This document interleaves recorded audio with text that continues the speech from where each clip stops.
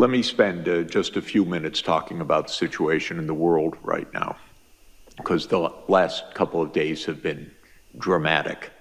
Now, there is no guarantee that we avoid catastrophe because the world's not well led, and the world is in a very unstable situation because of all the things that we've been discussing.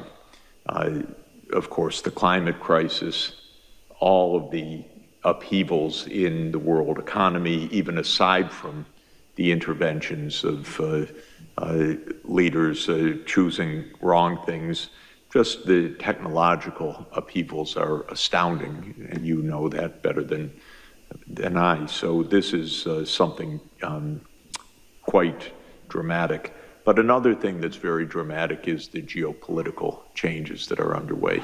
They are remarkable. They're very dangerous, but on the whole, not bad, actually. What's happening is that a familiar world led, so-called, by the United States and Europe is no longer led by the United States and Europe. It was presumptuous to be led by the United States and Europe to begin with. It's actually the end of a very long cycle that dates back to 1492 and onward, because it started with a voyage that was a little bit, went awry and changed the world fundamentally. And they say that, how do you know that Christopher Columbus was an economist, by the way? He didn't know where he was going. He didn't know where he was when he got there, and it was all on a government grant. So this is par for the course. But the world became a European-led world with a lot of cruelty and a lot of inequality and a lot of domination, and with a lot of remarkable technological development that came along with it, but that was utilized as a form of power and oppression as well. And the United States dominated the world for about a half a century after 1945. Now we're in a very different world.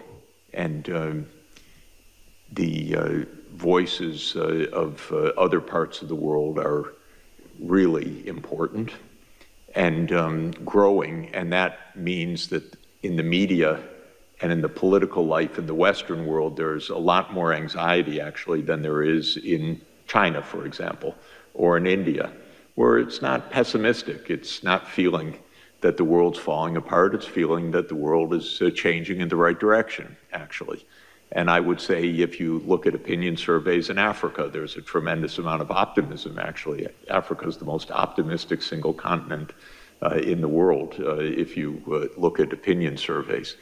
So the world's changing, and it leads to a lot of anxiety, and the anxiety is highest in the United States because nobody likes to be pushed off the perch. But the fact of the matter is the world's becoming a lot more interesting, diverse, interconnected. You're a very diverse group, but not quite diverse enough. Are there any Chinese faces here? No. We have somebody from Hong Kong. Okay, good. Hong Kong, we were just there. It's wonderful. And India? Yes. Great, okay.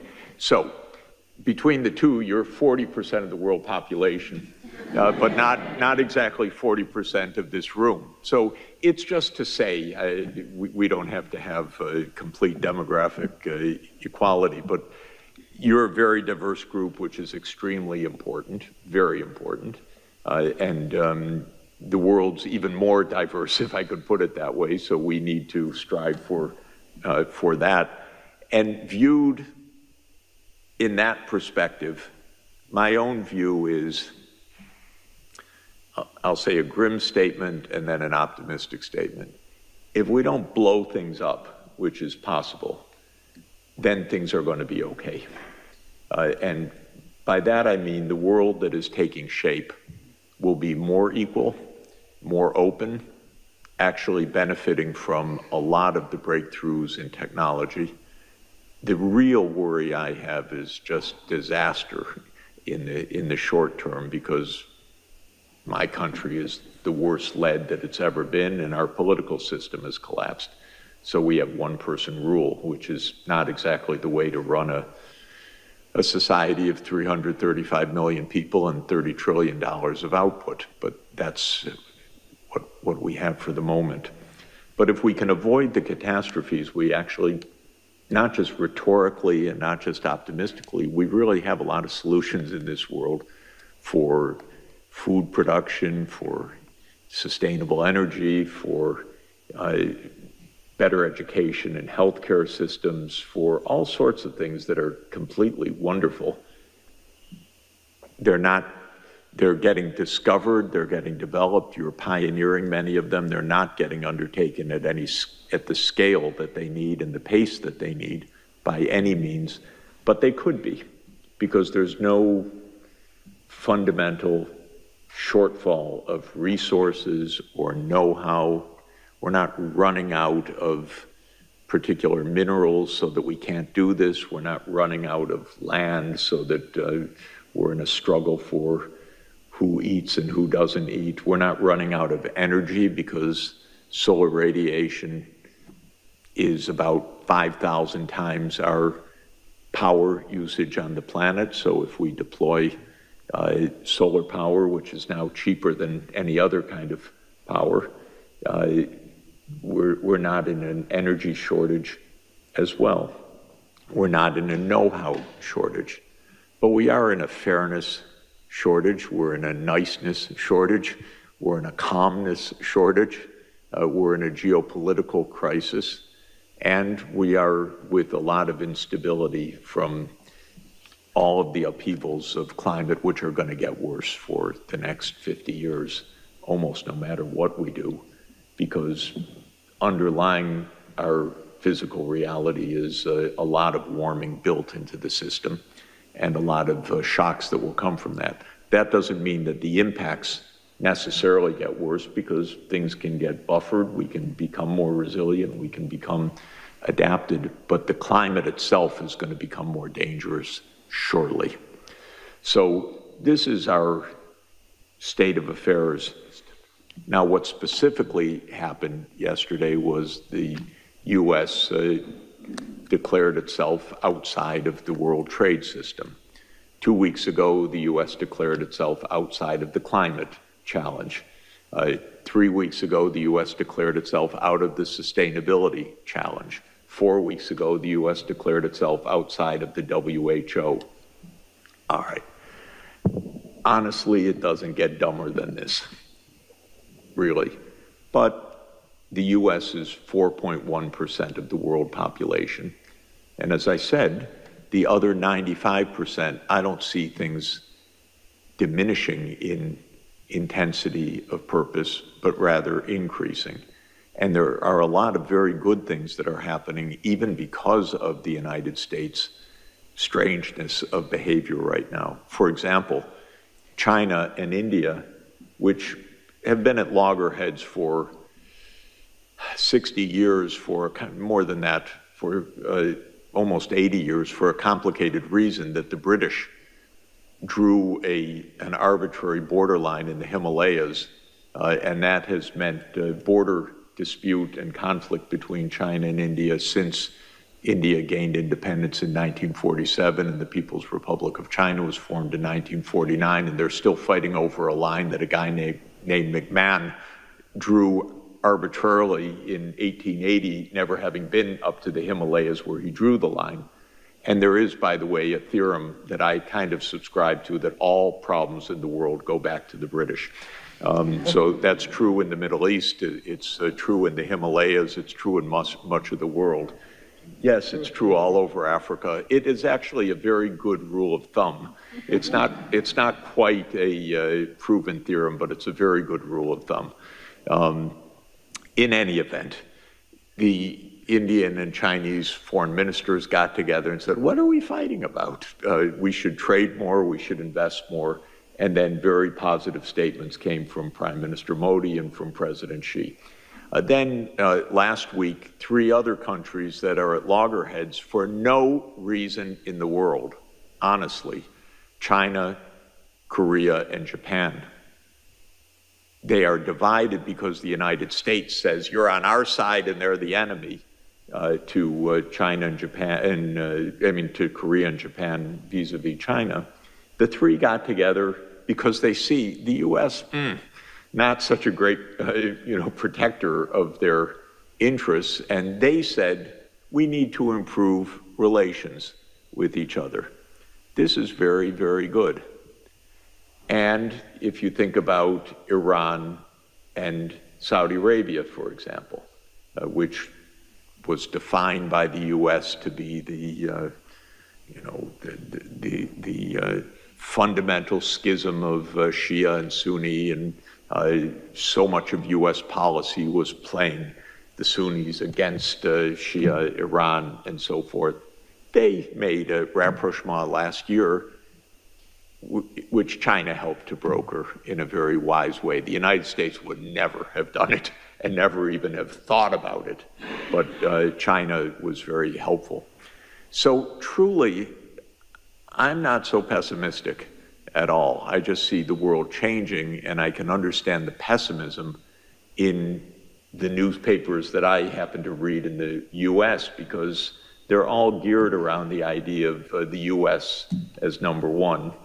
And if you put that aside, I like a world in which China's playing a much larger role, and India's playing a much larger role, and the African Union's playing a much larger role, and Saudi Arabia's playing a much larger role. To me, this is a great world. It's a world of diversity, much better food, much better conversation, much better places to visit, much more fun in conferences and meetings and problem solving and all the rest. But if you just happen to be a U.S. strategist, it looks very grim and dangerous and so forth. So I don't buy into the danger part. I do buy into the danger part for the reasons I said, but I don't buy into the inevitability of crisis. So what I would really like you guys to do is to stay on the networking course and the practical course and the problem-solving course. And I want us to help you to do that.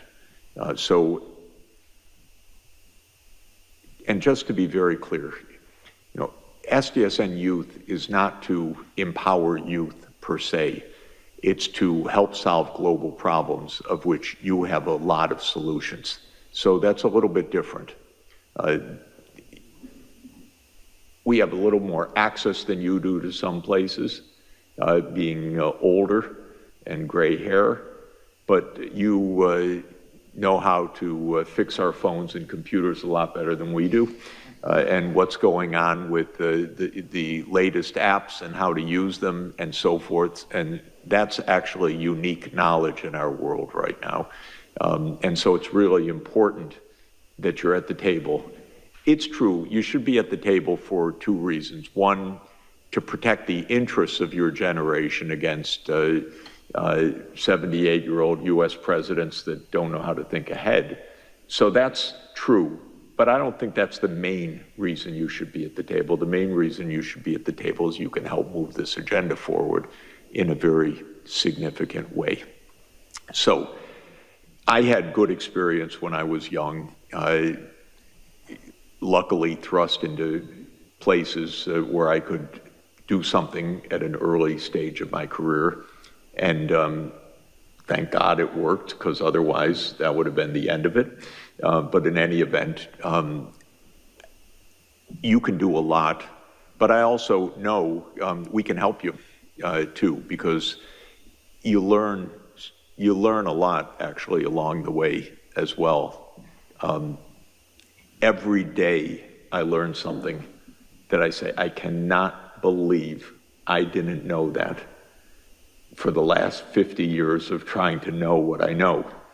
and pretty fundamental stuff every day, which is weird to me, actually, because by now it should be kind of rote, but it's not rote at all. There's just so much to learn. And I kind of walk around my whole life with a book in my hand, or now with an ebook or on my phone or something, reading every day and learning pretty basic things, actually, which is annoying, really annoying, because it should have been done already, but it's not. So all of that is to say we can help you, and I can help you, and I can help you network, and I can help you learn things. So don't presume you know everything, but don't presume that you don't know what you're seeing with your own eyes about things that can be done. So that's really the balance that's extremely important. Now, what's going to happen after 2030? Let me say a few words about that, because you're going to play a big role in that. Obviously, we're not going to achieve what we set out to achieve in 2015, September 25th, 2015, when Pope Francis ushered in the Sustainable Development Goals at the UN. The agenda was pretty optimistic beforehand. At the time, it was very stretched goals. It would have required a lot of capacity and working together to make them happen. Of course, we just didn't get the major powers to work very hard on any of this. The only one that made a major effort, in my view, was China, actually. Europe said a few things at the beginning, but Europe got caught in this Ukraine war, which to my mind was just a disastrous mistake, because the United States doesn't know how to make peace, and blew the chance after 1991 to help create a true collective security arrangement in Europe. Instead, it expanded NATO. But I don't want to go there. Just to say, the US didn't try, Europe didn't try very much. China launched the Belt and Road Initiative, which is a very big and positive thing. Africa launched the African Continental Free Trade Area, which is a very important thing, and a very positive development. But the world as a whole, for the major powers, didn't try very hard. So we're reaching, and